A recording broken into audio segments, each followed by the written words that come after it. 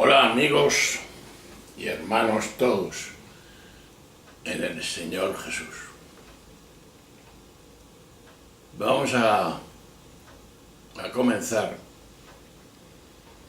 un tema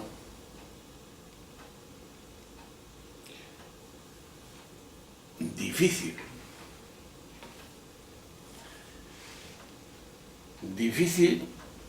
en cuanto al cristianismo actual y la sociedad en que vivimos. Siempre mirado desde el punto de vista de la ética. Como siempre, tenemos que introducir este tema y todos los temas para poder entender lo que queremos expresar y decir. Viendo la historia de Jesús de Nazaret, después de la muerte, los primeros cristianos fueron expulsados de la sinagoga, que es lo mismo que afirmar que los judíos dejaron de considerarlos de los suyos, pasando a ser marginados, perseguidos por aquellos que antes los toleraban. Esta situación de conflicto marcó la redacción de algunos de los evangelios, como el de Mateo, escrito en los momentos más álgidos de una ruptura que llegó a amenazar la unión de la misma comunidad cristiana.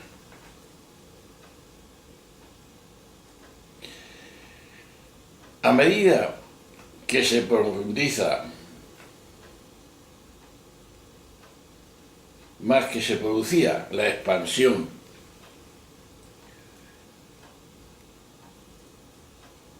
por el imperio, también fue creciendo la animadversión y a las acusaciones contra aquellos que estaban considerados ateos, por el hecho de rechazar particularmente el culto al emperador y a las divinidades romanas. Este fue el hecho de decirle que los cristianos eran ateos. Desde el principio, la relación entre el cristianismo y la sociedad, donde crecía, estuvo marcada por el signo del conflicto, de la conflictividad, porque su vivencia no era la vivencia de aquel de aquel mundo. Por eso decimos que es una relación difícil y desde el principio. Primeramente, tenemos que ver, y lo vamos a ver en general, una ética especificada.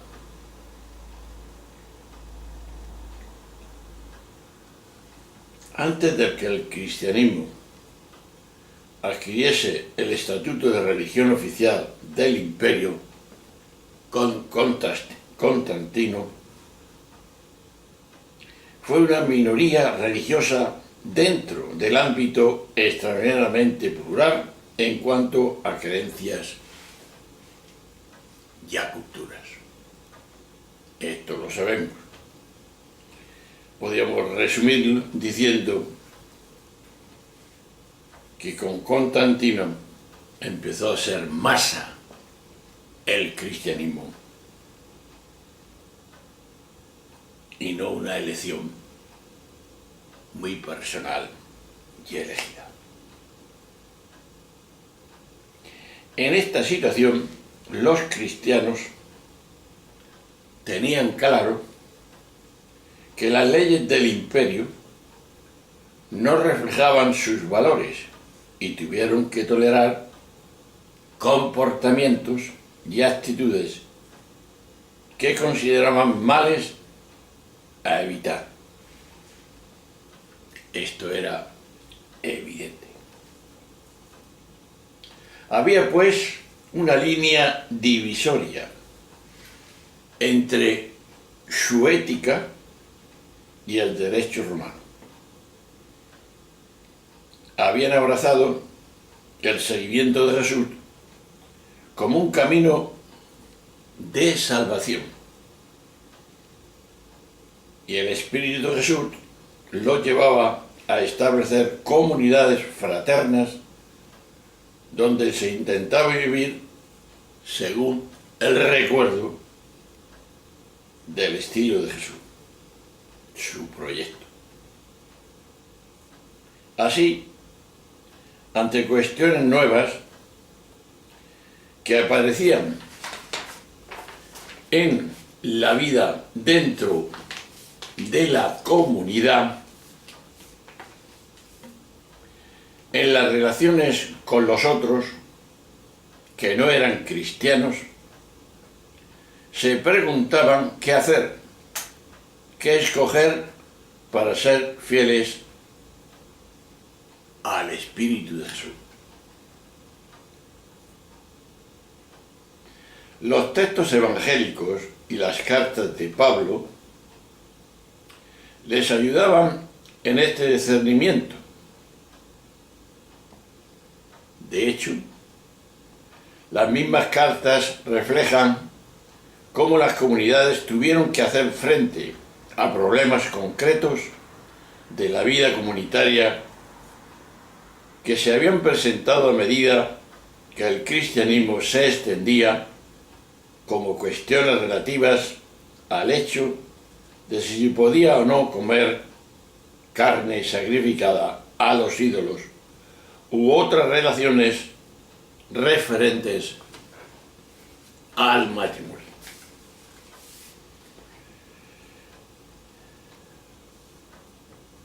Pues bien, vista esta dimensión, para los primeros cristianos era muy importante la fidelidad a Jesús en aquello concreto, y de ahí la necesidad de este discernimiento.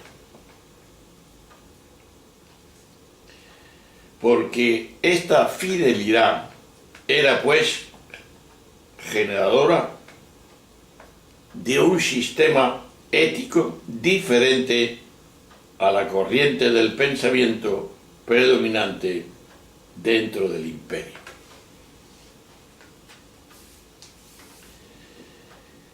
Ante esto, los cristianos adoptaron dos actitudes importantes Una actitud que acentuaba una identidad con la oposición y otra actitud que subrayaba el carácter universal del mensaje de Jesús de Nazaret. Vista esta ética específica, podemos decir, en primer lugar, identidad en oposición. La primera actitud viene marcada por la consideración de aquellos que no eran cristianos, los que no eran de los suyos, como los paganos,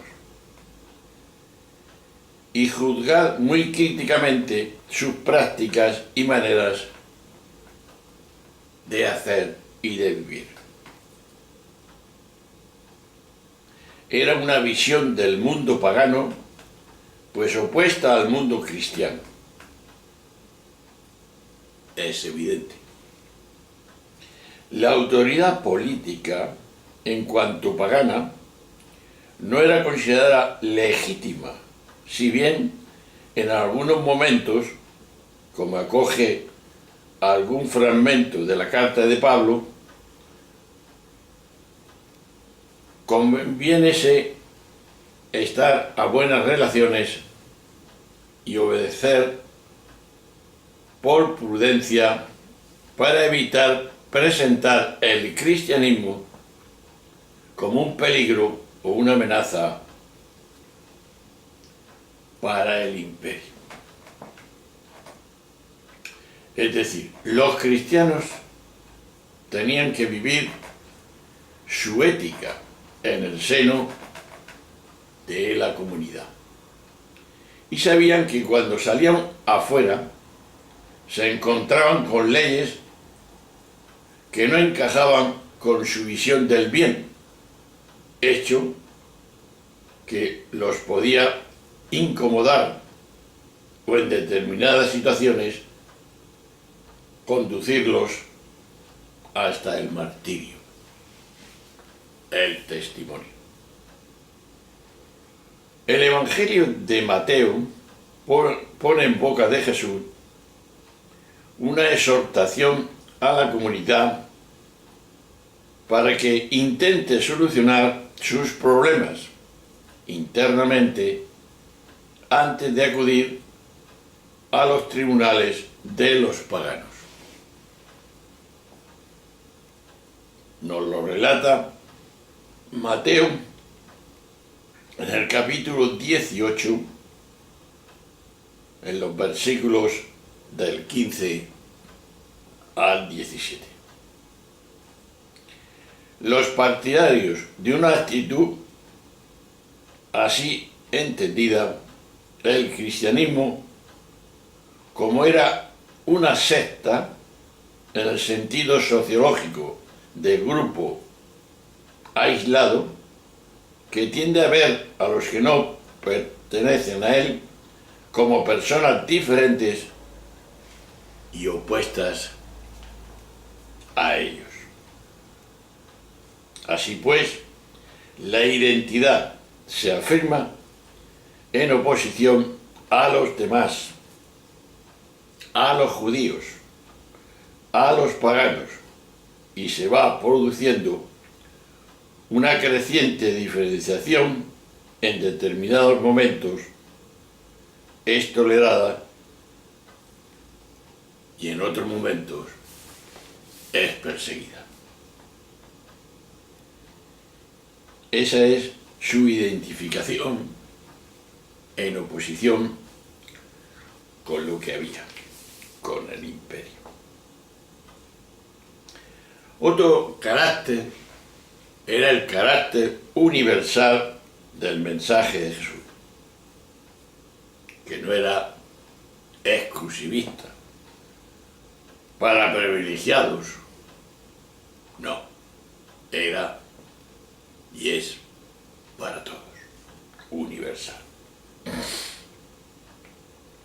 De ahí que la segunda actitud entendería el mensaje de Jesús como universal. Esto comportó que las primeras comunidades permanecieran abiertas a admitir conversos que procedían del paganismo y no solo del mundo judío. Esta lenta entrada de paganos de origen diverso hizo que algunos de los cristianos recién convertidos se preguntaran por las verdades que se encontraban en las grandes filosofías o filósofos griegos. Algunos, como San Justino, en el siglo II, vieron signos, semillas de Jesús en estas verdades ya anunciadas por estos filósofos griegos. Así como el Antiguo Testamento fue preparación para la llegada de Jesús, también lo fue todo lo bueno que se encontraba en la filosofía, y esta, la griega.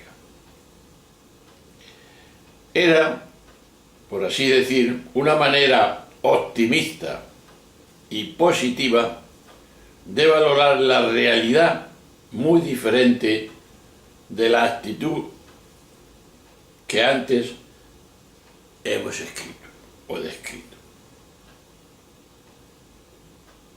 El Espíritu de Jesús, pues, también estaba en los otros, en todos aquellos que con buena voluntad hacían el bien, fueran cristianos, judíos o paganos. En línea con esta segunda actitud, la reflexión teológica fue incorporándose categorías filosóficas, empezando sobre todo por aquellas categorías que venían del platonismo. En el campo específico de la moral se aprovechó de una catequesis o de una categoría estoica, la ley natural, que ha persistido a lo largo de la historia de la moral cristiana. Esto es evidente. El primero que la introdujo fue San Ambrosio, quien escogió elementos procedentes del estoicismo y los colocó en el contexto del Dios creador.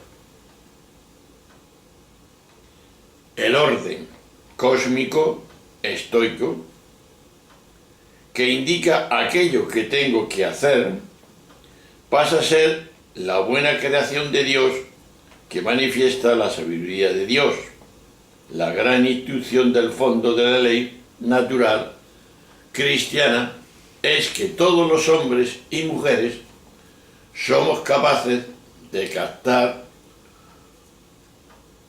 unos grandes principios éticos del obrar humano, y que esta ley natural es participación de la ley eterna de Dios, el plan de Dios para toda la humanidad. Esta intuición ha sido criticada como imperialismo moral hacia las otras culturas, pero en su origen quería responder al hecho de que para los cristianos todos los hombres y mujeres son hijos e hijas del mismo Dios, del mismo Padre, y por lo tanto participan, empleando terminología actual, de una misma dignidad. Posteriormente, la universalidad de la ley natural quedó cuestionada al incluir principios éticos que ya no eran universales, sino ligados a una cultura o a un tiempo determinados. Pero esto nos llevaría a otro tema distinto.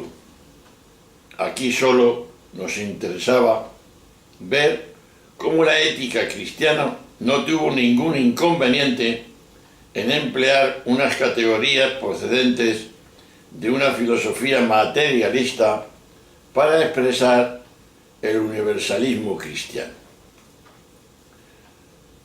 Solo hizo falta complementarla con la noción de pecado, y esto para poder justificar algo que no tenía explicación dentro del estoicismo: el hecho de que esta ley natural no fuera conocida por todo el mundo.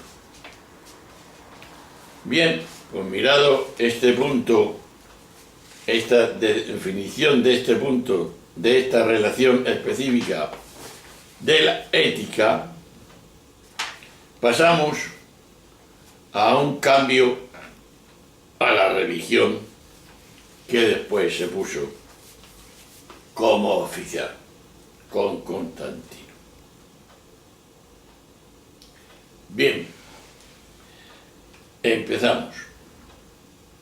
El cambio de paradigma se produjo en el momento en que el cristianismo se convirtió en religión oficial del imperio y dejó de ser una minoría tolerada, a menudo perseguida. Así fue. Ahora, el cristianismo pasaba a ser una religión que contaba con el apoyo del poder político y que tenía que hacer frente a la constante tentación de utilizar este poder para extenderse, aunque fuese a costa de mostrarse intolerante con las otras religiones del imperio. Pero, a cambio, el poder político vio que el cristianismo, un elemento cohesionador de un imperio decadente y un factor de unidad sociopolítica. El hecho de adquirir el estatus oficial supuso un fuerte cambio en la comunidad cristiana, aunque posiblemente más lento y progresivo de lo que se suele explicar a lo largo de la historia. Esto explica las reacciones que tuvieron lugar en el seno de toda la Iglesia. Una de ellas, el nacimiento del monarquismo como expresión de la voluntad de retornar a la radicalidad evangélica a través de la fuga mundi. Había que ser santos fuera del mundo. Pero no fue la única reacción, sino que continuamente se producían movimientos de reforma que se oponían a un estatus sociopolítico que se percibía como contrario al Evangelio. Pero sin embargo, al tener el Estado a favor, se ofrecía la posibilidad de concretar la ética cristiana en leyes positivas, elaboradas por los legisladores, emperadores, reyes, señores, etc. Y aprovechar el poder coercitivo de estos para aplicarlas. Es decir, de alguna manera se ofrecía la posibilidad de hacer real la ciudad de Dios aquí en la tierra, el reino de Dios. Se ensayaron, pues, leyes que reflejaron los principios cristianos y se accionaron aquellas cosas consideradas como males para evitar. Este pensamiento tenía la virtud de abrir la fe cristiana al compromiso político, o en otras palabras, de tomar conciencia de que las estructuras del poder político no pertenecen únicamente al ámbito privado, sino que amor, compasión o justicia tienen que traducirse en ordenamientos jurídicos que la hagan posibles a la sociedad. Pero se trata de un planteamiento ambivalente. ¿Por qué? Por un lado, las estructuras que ordenan la sociedad tienen un papel importantísimo a juzgar a la hora de favorecer estos valores e evitar los contrarios, y por otro lado tienen el peligro de tomar como queridas por Dios prescripciones jurídicas sobre cuestiones concretas que no responden al núcleo de la moral cristiana, sino a los privilegios de unos pocos, ya fuesen la clase social dominante o el mismo estamento eclesial en aquel momento. De ahí que no es extraño que estas ambivalencias acabasen por descartarse por una alianza con el poder político, que comportó una pérdida de la credibilidad evangélica y de capacidad profética. Se empezó a no denunciar. Se sacrificaron así muchos valores para su carácter utópico. Por ejemplo, la fraternidad, el valor radical de la vida humana y una cosa muy importante, la igualdad de todos. A medida que los grandes principios de la ley moral natural se iban concretando, se adherían a estos elementos culturales del momento tomados de manera acrítica. Por ejemplo, el no matar, que podía ser entendido literalmente, tuvo que ser interpretado de manera que pudiese legitimar el matar algunos casos, cuando prevalecieron otros valores considerados como más importantes. Y esto fue grave. De esta manera, la autoridad legítima podía matar al malhechor, al hereje, a aquel que amenazara su poder. A pesar de esta pérdida de radicalidad, como ya hemos dicho, fueron constantes los movimientos de reforma dirigidos a recuperar los elementos utópicos. Por ejemplo, la escuela franciscana interpretaba el no matar de una manera mucho más radical y fuerte que la escuela tomista. Pues bien, vista este cambio radical en la oficialidad, entraremos en el próximo vídeo, que será el segundo de este tema, cómo situarse hoy ante el mundo plural.